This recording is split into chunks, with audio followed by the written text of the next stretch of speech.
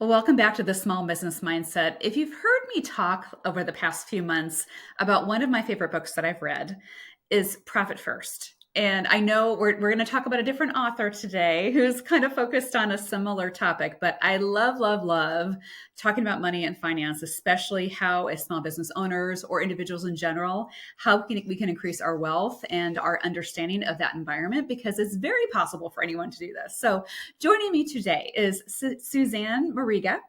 Suzanne is a CPA. She's a published author. We're going to get to all those, different facets of her, but I'm excited to learn more about her and about what she can offer to all our listeners today. So Suzanne, welcome to the podcast. Well, thank you. I am so excited to be here today. Can you tell us, our listeners, because I think you can tell the story a lot better than I can. Tell us about your background, who you are and what you're all about and why we're having this conversation today. Yeah. So I am a CPA by background. I'm a fractional CFO. And so I work with 7 to 9 figure entrepreneurs and I help them really achieve record breaking profitability through the use of the profit first method. And it's a topic that I'm very passionate about. As an entrepreneur myself, having grown up in entrepreneurship, my dad was a CPA growing up.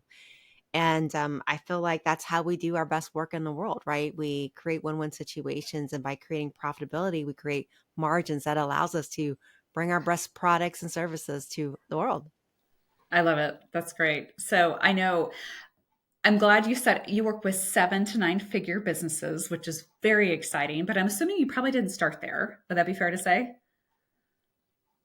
That's very interesting in terms of that. My background was, I actually used to work for Big Four. So I actually worked for bigger companies. Um, I used to work with Anderson and KPMG. So my clients were like the Komatsus of the world, the Goldman Sachs, Yeah. your Chase Banks, your really large companies.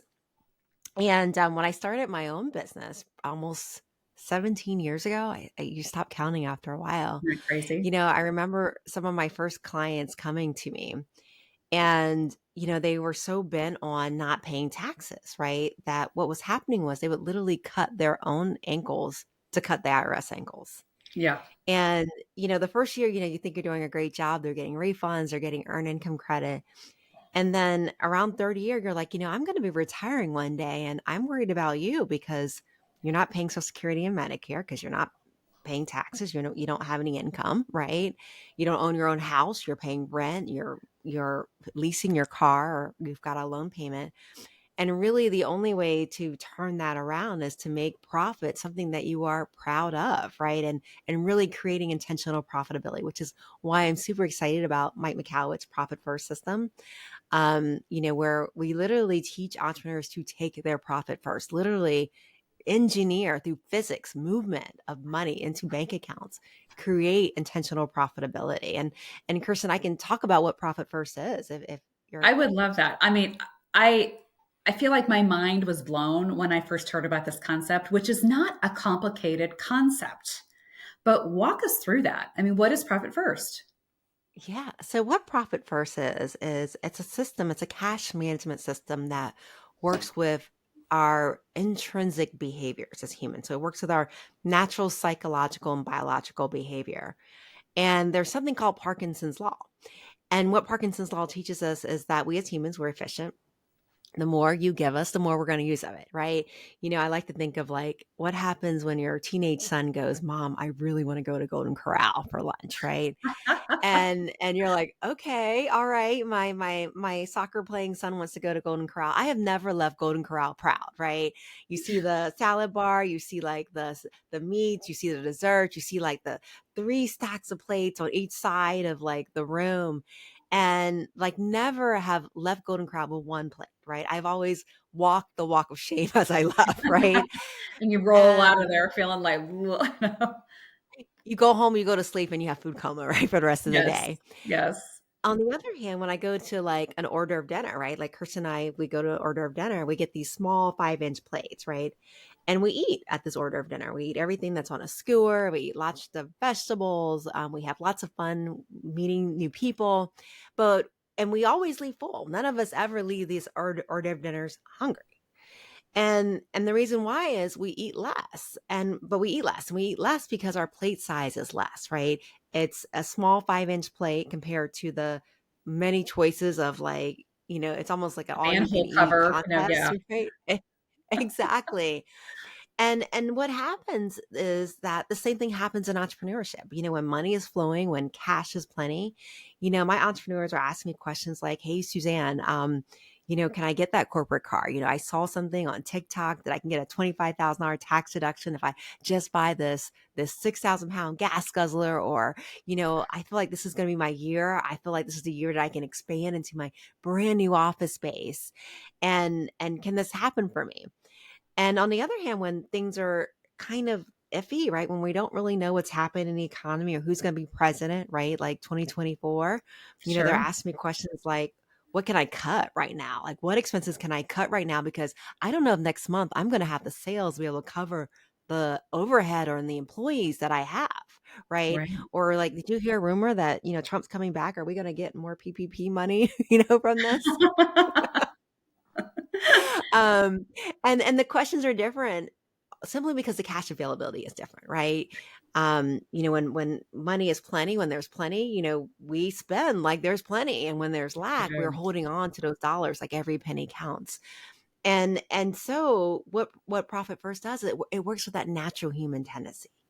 And so what happens is we create this illusion of scarcity, and we create it through the use of bank accounts. So what happens is Profit First is that all your money is deposited into one bank account. It's called the income bank account. So if you got merchant services, it's coming into this income bank account. If your client is dropping off a check, it's coming into this income bank account.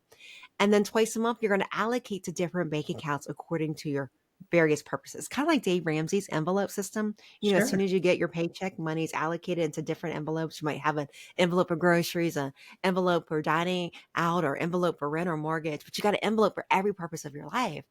And in Profit First, it's going to work the same way. However, instead of having envelopes, we're going to have bank accounts. We're going to have a bank account for our profit account because we are practicing Profit First. We're going to literally allocate a percentage of our revenue, a fixed percentage, every 2 weeks into our profit bank account. And this is physics. We're creating intentional profitability. You can eyeball this bank account and go, this is how much profit I've made over the last 2 weeks. The next bank account that you're going to have is an owner's pay account. So many times when I meet business owners and they hit the 6-figure mark, they're like, I've made it. I'm going to always make this same amount of money for the rest of my Sure. life, Yeah. right? They've capped themselves. And you visit them 5 years later and they're still making $100,000 a year. And we're not going to do that. Instead, what we're going to do is we're going to transfer a percentage of your revenue into that owner's pay account. So as your revenue increases, so is your owner's pay, because as an owner, you deserve to be rewarded based upon the performance of your business, right? When your Right. business does well, your pay should go up, right? Your share on the profit should go up. And that's what's going to happen in Profit First. The next bank account that we're going to fund is going to be your tax bank account. Because, Kirsten, I'm sure you've seen it in your business too. You probably have entrepreneurs going, I don't know how I'm going to pay last year's taxes with this year's money. Now that I'm doing good, Yeah. how is it going to happen? But what we're going to do is throughout the month, we're going to actually fund a tax bank account with a fixed percentage of money into this tax bank account. Now, hopefully you're not going to use all of it, because every quarter you're meeting with your accountant to discuss tax strategy, estimated taxes, but you got it there just in case. So you're not asking your accountant, how are you going to pay last year's taxes with this year's Right. money? And then that last bank account that we're going to fund is going to be your operating expense account, or your OPEX bank account. And this is the account that you're going to pay bills from. So this is the account that you're going to look at and go, can I afford to upgrade into that new office space? Can I afford to bring on that new staff member? Can I afford to buy that new computer, right? And you've created this illusion of scarcity because instead of all your money being available to spend in one bank account, you're limited now to this one little bank account called the operating expense account. And so now you've created the outcomes that you want in Profit First. You've created a healthy, profitable business simply because of physics. I love how I never thought about it this way. You relate how we manage our money to human behavior, because you're absolutely right. That is a great analogy. Because, yeah, I've been in positions before. I had a big commission, and I've had clients where, they got a big windfall, they got a big contract, and they got prepaid for something. All of a sudden, boom, they have $20,000 in their bank account. Woo! I mean, and it's almost like, let's go shopping. I'm like, whoa, whoa, whoa, whoa, whoa. But you're right. It's a discipline, and it's like get it out of that main account as fast as possible, Otherwise, you're going to spend it. That is so true. Oh my goodness. Yeah. And so thinking about habits, how has it been hard for you to work with clients and kind of get them ingrained in this philosophy and get them disciplined for that? What's been their hardest step in doing it? So I'm going to go from two steps. I think that like the biggest challenge with entrepreneurs is honestly, like just like you said, Kirsten, it's an easy process, right? It's Right. physics. It's just moving money, right? It's a No click of a complex button, really. algebra. Yeah. Exactly. And there are even banks that will automate that for you now, those Mhm. transfers. The biggest challenge that I have seen is people just getting started, to be honest with you. Mhm. Yeah. They'll get stuck in this, they'll get excited about starting Profit First. They'll be like, hey, best friend, I just heard of this awesome system called Profit First. But then they'll go home and they'll go, okay, where do I open my bank accounts or how do I reduce fees? And a year later, they will never get started. Yeah. And the reality is you just have to start. And you don't even have to start with a big amount. Start with like a 1% transfer. Start with Mhm. transferring 1% of your revenue into a profit bank account and just build it from there. Start with the little things and then you'll be more successful. What advice do you have for a business owner that does not have consistent income? So I'm in this position. I'm a commission-based salesperson. So sometimes I have a lot of money and sometimes I have no money. What is your advice if somebody's in an industry where, I mean, they kind of have an idea on an annual basis what they'll bring in, but month to month or quarter to quarter, it's hard to forecast because, their vendors or their customer base has different contracts and different payments at different times. How do you be And consistent with that? that's a very good question. But and Kirsten, you said a key point. You can project what your income is for the year, right? And many businesses, they have a very cyclical nature. Like if you're dealing with sports, sometimes they're more busy in the summertime. It's dead in the wintertime, right? If you're dealing with Yeah. retail, you're very busy that third and fourth quarter. And so the reality is you have to look ahead. You have to look ahead and go, okay, these are my upcoming expenses that I have. This is where I'm going to make most of my revenue. And I need to be able to put away, harvest for that, save for that storm that's going to be coming for you. And, when I work with my 7 to 9 figure companies, a lot of times it's setting up a budget and actually creating projections of what each month looks like. Like how much cash do I need to cover this month? This is what I'm estimating the shortfall will be based upon my historical revenue. And so when I'm having my feast season, I need to make sure that I'm allocating for these slow months in addition to just putting away everything. Yeah, absolutely. Do you suggest a certain metric or percentage with, I mean, I know, for each of us, depending on our income level or our profit level, taxes are going to be, and those are set. As far as expenses, and I know that's kind of the last thing, and I love the Mike McKelson's reference. I think his subtitle to his book is, trying to eradicate entrepreneurial poverty, which I think is hilarious. But he's right. I mean, because I think when I suggest this to people and I'm like, the profit first model and the concept, I get this, but wait a minute, but then how do I pay my bills? And so they fixate so much on the expense side. And I know there's not a specific metric necessarily on how to tackle expenses, but what advice would you have to, if someone says, okay, I'm trying to put together this budget, what is an applicable and realistic expense for things like the space you need to operate your business or your marketing expenses and those little items? Is there a percentage or a parameter that they should be thinking about to allocate to those things? Absolutely. And I think it starts with understanding what does a healthy company look like. And Profit First did a study many years ago about what does a healthy company look like. And what I mean is what percentage of profit does a healthy company experience? What percentage of owners pay, meaning what percentage of the revenue makes up owners pay? How Mhm. much goes to taxes? And then at the end, how much needs to go to operating expenses? And I actually have a table that the listeners can download. It's at profitmap.co, Awesome. and it actually tells you the percentages of a healthy company. So depending on the size of your company, your percentages are going to look different. For example, if you're a small business and you're under $250,000 and pretty much it's a one man show. You might have a Yeah. admin or one assistant that's helping you, but Mhm. it's a one man show. I mean, you're doing sales, you're doing fulfillment, you're cleaning the bathrooms, right? It's a mom and pop at that point. And so 70% of the revenue is going somehow to owner's benefit, whether it's profit, owner's pay, or tax. It's 70% of that revenue is going towards the owner because really he's doing all the work. Now, by the time that company's 10 million in revenue, the story looks different because now he's not, the owner can't do everything. Right now, he's relying on the power of his team. And so what happens is you're going to see that revenue allocation shift, where now 65% of the revenue is being allocated to operating expense accounts because now he has to support his team, right? He can step out of his business tomorrow and the team will probably be able to run the company without him. Right. They'll miss him, they'll miss the occasional breakfast and team meeting, but they can run it practically without him. And Hmm. so understanding that your category, your size, and what a healthy company looks like is important. But profitmap.co will give you those percentages. Hmm. Oh, that's such good advice, because I think that's probably a lot of the stumbling blocks on how to get started with this. Um, how many clients have you seen not take a profit, meaning they throw everything into the business and they try to run everything through the business? I know my conversations with my CPA, being a business owner myself, it's like, and I heard you when we first started, you talked about, they don't want to pay taxes. And so let me ask this question. Why do people think it's like taxes is a dirty word? Why is that? Well, nobody likes paying taxes. I mean, I don't care how Sure. much money you make. Nobody goes, I don't have a party because today I get to pay taxes. Right. And really, I think that I'm going to say that the key is using smart tax strategy. Okay. It's really the key. There are accountants out there that will tell you, go out and buy a truck. And you're like, I'm a medical practice. Why do I need a 6,000 pound truck? Right. Like Right. I'm not going to be carrying patients in my truck. Or you know what I mean? Like, why do I need this? And that's not a good purchase, right? Now, if you're a construction company and you've got to haul bricks, a truck is a great investment. Buy a truck if you need a truck. Get that $25,000 deduction.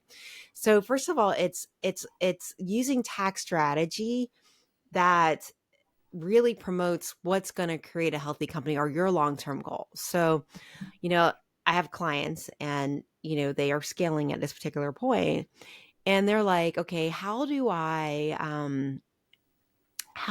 keep my people, right? Long term? How do I create longevity within my company?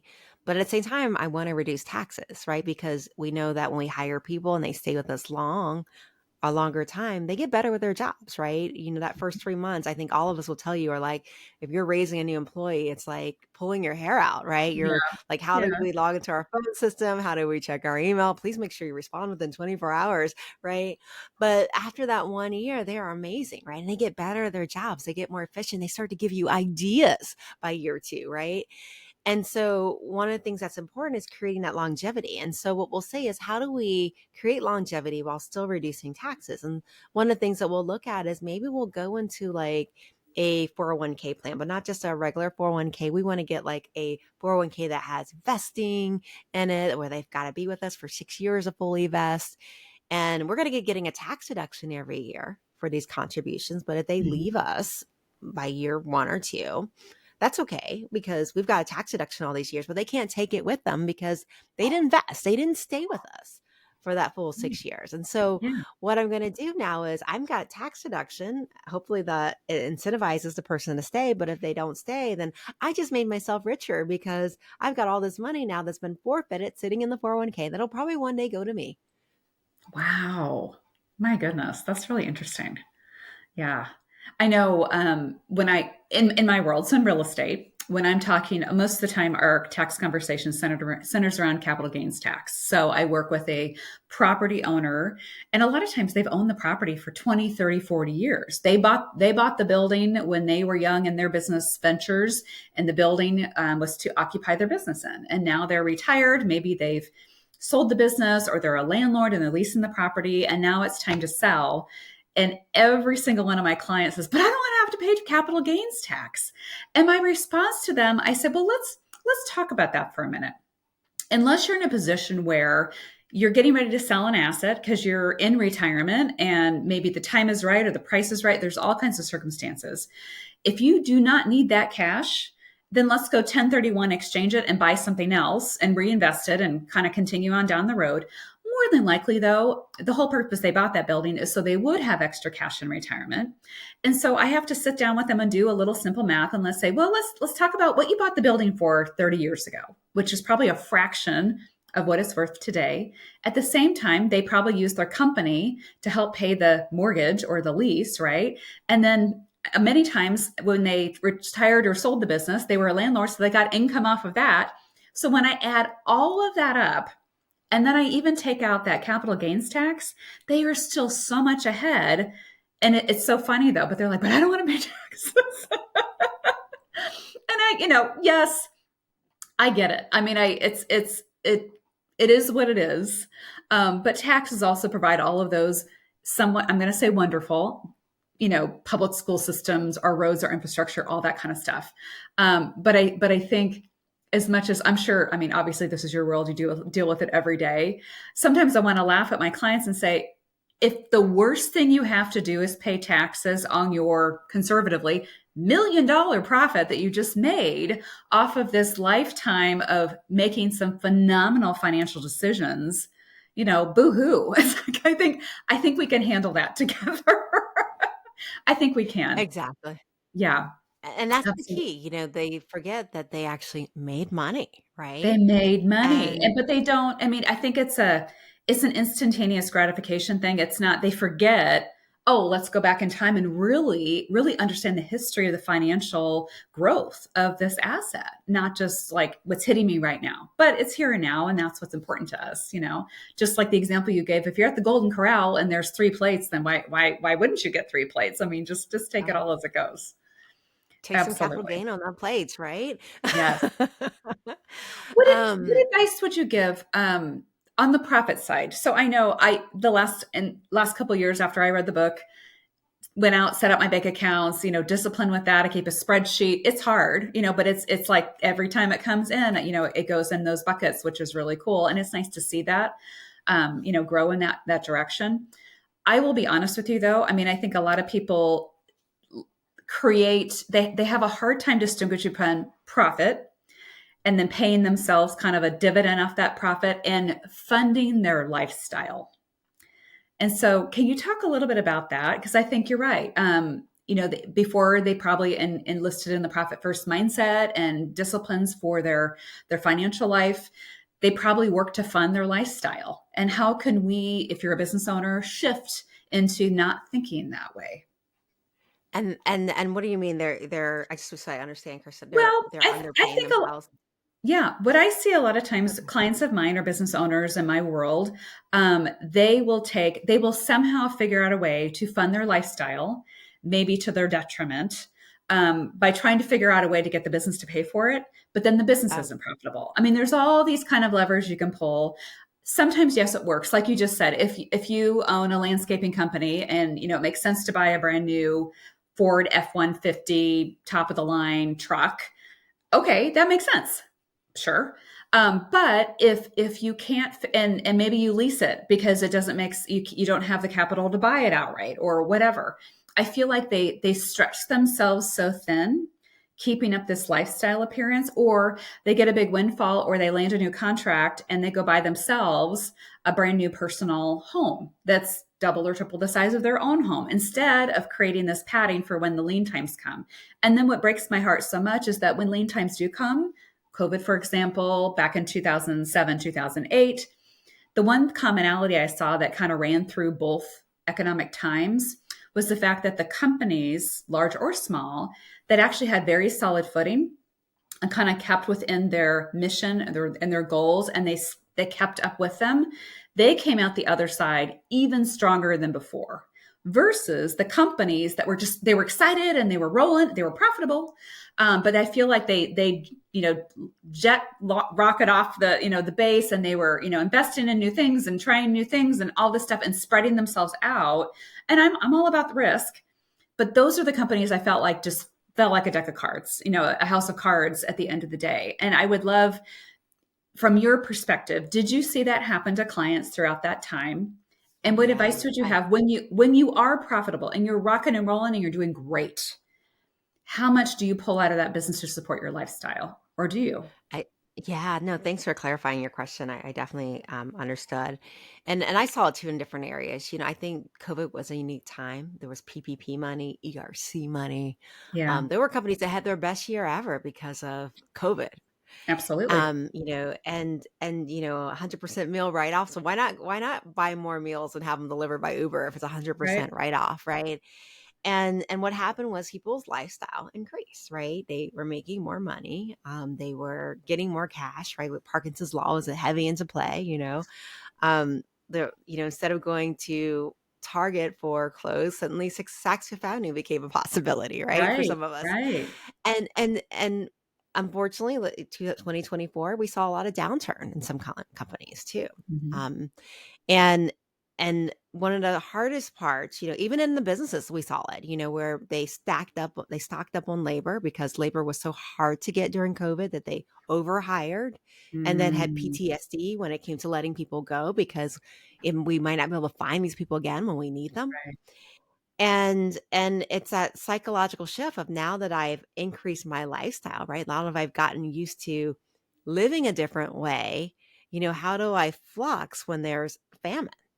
Right. And I think that's where personal financial planning becomes really important too, like having that monthly budget. One of the things that I do with my clients is, especially like initially when they're starting on Profit First, some of them may have had a lifestyle that even if you had perfect, what we call them in Profit First, target allocation percentages, perfect transfers in accordance to a healthy company, it still wouldn't be enough to support your lifestyle because you just don't have the revenue to support Right. that lifestyle, Right. right? Ah, And and so it's really understanding, first of all, what's a need, what's a want, right?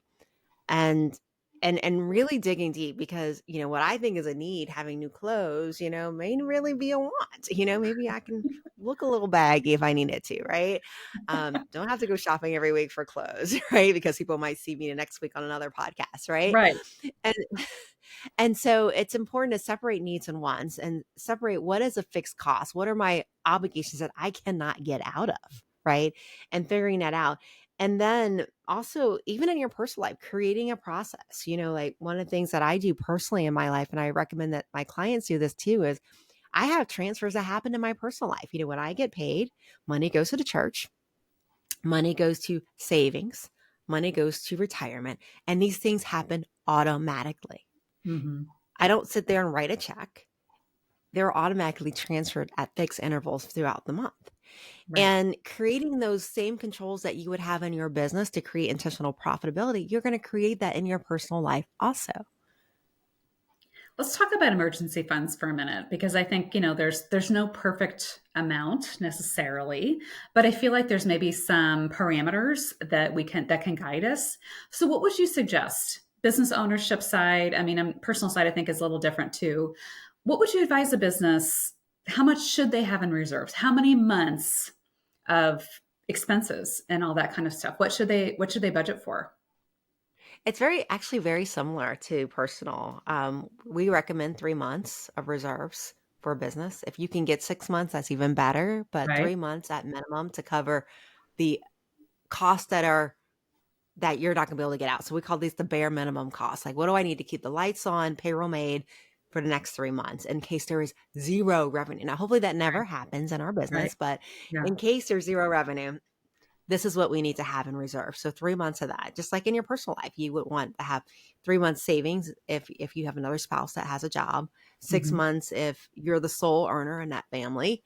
Hmm. Same thing is what we're going to want to see in the business. Okay. And then conversely, how much is too much cash to have on hand? So, your cash should always be working for you, right? Right. Your I money agree. should be making money. I don't know, Right. Kirsten, if you've got a chance to see Great Gatsby, the new Broadway, it came out, I think, last fall on or not last summer, Great Gatsby, and she sings a song like, when your money makes money. Like, all Uh-huh. of our money should be making money, right? None of our Yes. money should be just sitting there idle in a savings account making like 2 cents a year. None of Right. us should be in that situation. Put your money into a money market fund, right? Put it in CDs even, but your money should be making money. So even if it's in reserve, it needs to be in a rolling Earning. reserve Right. where you have money that's maybe your CD maturing and you got another CD that's maturing in 30 days and you're reinvesting that in case that you need to assess those funds. Yeah. Um, and so, and based upon how long you have in market, you have how long you have in terms of time in the market. That's Mhm, going to depend on where you're going to invest your money at, right? Because, mhm. reality is we don't know what's going to happen tomorrow with the stock market. Today's a great day, tomorrow may not be a great day. And so depending on how much money you're going to need in order to live on, that you might need to access, that's going to determine where you're going to put that money at in terms of market placement. That's good advice. Okay, I'm going to ask you a real estate question.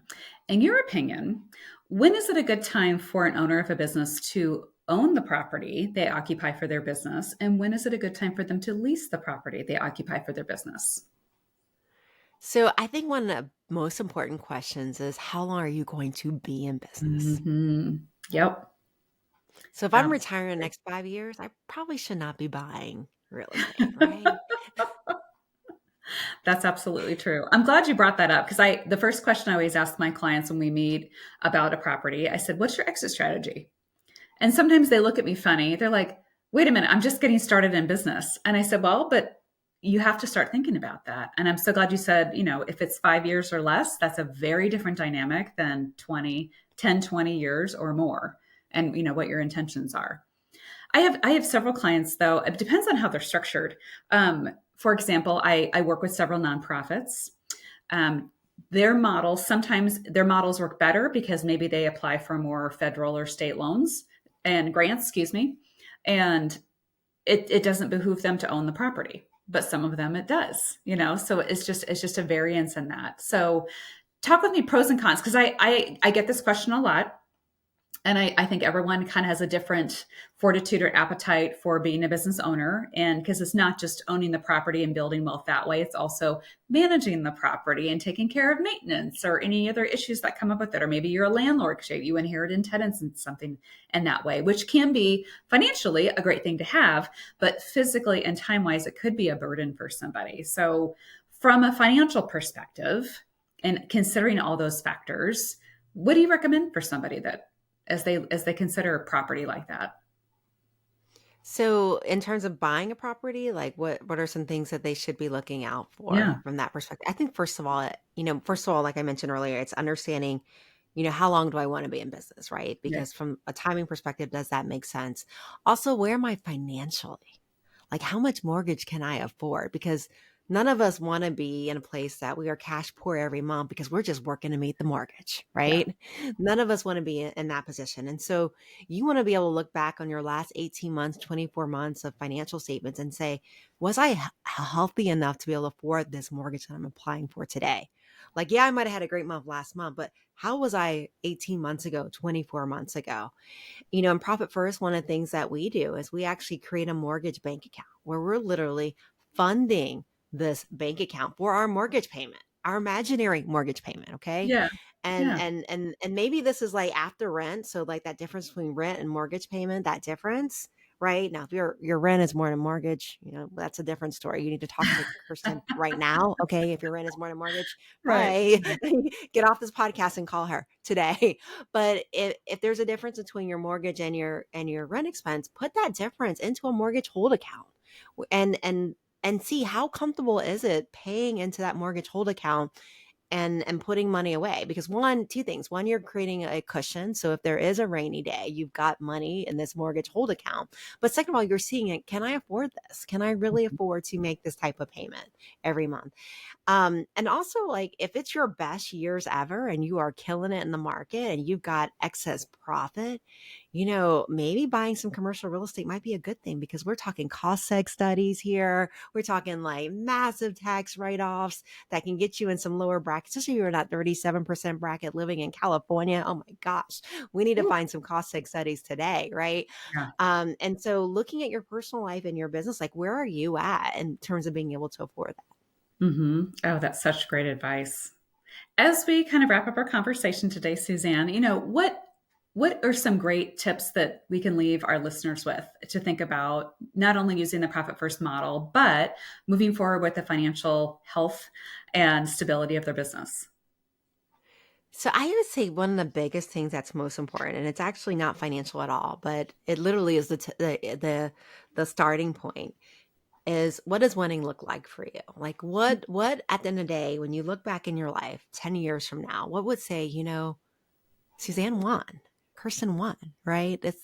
We look back and go, we got everything we wanted, right? And really identifying, what makes me happy, right? And and then once you identify that, then you create the path forward to get to that, because nobody wants to get there in 10 years and go, yes, I reached that 7, 8 figure business, but that wasn't really what I wanted, right? Right. I didn't Yeah. want to reach 7, 8 figure business and not have profit, right? Hmm. And Hmm. so decide, what do you want your life to look like? And then creating the path forward for that. I love it. That is so true. And I think kind of going into a rabbit hole for a second with that comment, that's a great comment. I think sometimes people are challenged to figure out what they truly do want because I think they're influenced by what everyone else is doing and what they think they should have. And so, what are ways that you've implemented in your own life to figure out like how do you drill down and figure out what does Suzanne want? What does that mean to you? He did. So, Kirsten, one of my goals, and this comes from like probably like when I was young and immature, like for some strange reason, I thought that turning 50, I would be old, that it was like the oldest thing. I was Yes. like, and I was like, I want to be able to retire at 50. And it was like this Okay. number that was just stuck in my head. I want to be able to retire at 50. And Uh-huh. I'm knocking on 50. I'm 49 this year. This is like Yeah. my last year of my 40s. Okay. Before I enter in that 50 decade. I'm like surprised how young I am, even at 50, right? But I wanted that option of being able to retire. That was my goal. And then I set up everything to allow me to do, like, how much money do I need to have in order to do that? What's the present value? Like, what do I need to put away in order to have that? And at 46 years old, I actually sold my accounting and tax practice and had the ability to retire at the age of 46. Wow. And Okay. again, it was because I created the business processes, I created the personal habits. In addition to that, your business is an asset, right? That you Uh-huh. can sell. It Uh-huh. has a value with it, right? And it allowed me to create that environment that allowed me to retire at 46, which is 4 years before 50. And then how's that been for you? It's lovely being able to do exactly what you want to do. It's like it's great. It's awesome. But now you go on and you author books and you get on podcasts, and I mean, so it's not like you've slipped. I don't obviously didn't know you before, but it's like I feel like perhaps this is your next chapter of your career. Thank you. Yeah, that's fantastic. Well, great advice. Suzanne, thank you so much for your time today. It was a joy to get to talk with you. I'm going to include the profitmap.co for your free download on different allocations on where you should be putting those financial buckets in place. I have a whole bunch of links I'm going to send you on how to get in touch with Suzanne, how to buy her book, anything else that we want to share with our audience as we wrap up today. Yeah, I just want to talk a little bit about my book. It's called Profit First for Minority Business Enterprises. It's actually part of the Profit First family, co-written with Mike McCallowitz. And it's a great book, no matter who you are, what your walk of life is, no matter what your creed or nationality is. People from all walks of life and all colors have told me that they love this book. But in addition to talking about tax strategy in combination with Profit First, certifications for women-owned businesses, we do talk about, $1 for every book is actually donated to an organization called Hope Worldwide. Oh, And it's a 501(c)(3. And what we do is we send girls to school in Zimbabwe. And every year since the book is launched in 2021, we have filled up a classroom of young girls, high school girls, going to school. that's And it's wonderful. thank you. And it's an important charity to me because I feel like in this world, sometimes women aren't given the same opportunities that Hmm. men are. They don't carry the Hmm. last name, and so they're not invested in. Right. And as a result, they're forced into marriage when they turn 18 or even before 18 in many cases. And here we're giving girls a chance to really be able to control their destiny, become future doctors, change their countries, and not have to enter into a polygamous marriage. So, if you want to grow your business finances, you want to learn more about Profit First and saving money on taxes and government contracting, Profit First for Minority Businesses is a amazing book for you. I love it. I'm going to go out and get it because I love this stuff. So thank you for Thank sharing. you. And I'm so glad. Hope One World. Is that what it's called? Hope Hope One World? Worldwide is their Hope Worldwide. 501c3. Sorry, Hope Worldwide. I love that. I know. Over the course of my life and career, it's fascinating to see women. If you give them resources and tools and a way to thrive, I feel like women naturally raise up communities because they're nurturers by trade. And so I think if you empower women and give them the tools, they will create stronger communities through it. So I love that you're partnering with that organization. That's fantastic. Thank you. Yeah, you're welcome. Well, thank you again for joining us. And yeah, look forward to connecting again and continuing the conversation. Thank you, Kirsten.